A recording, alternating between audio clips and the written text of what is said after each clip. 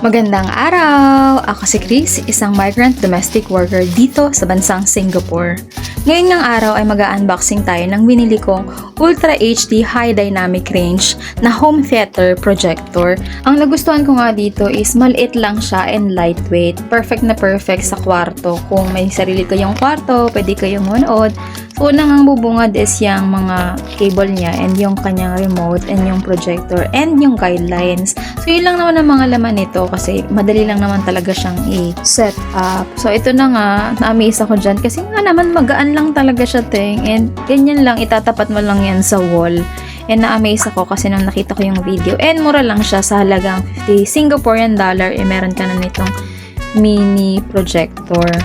So, ipapakita ko sa inyo yung itsura niya kapag nakapatong na siya. So, ganyan yun. And ganito nga siya kapag nakaset up na, no? So, maliit nga lang yung kwarto ko, kaya ganyan, medyo malapit. May speaker na nga rin siya at pwede mo nga siyang i-connect sa Bluetooth. Yun lang. Maraming salamat sa panonood.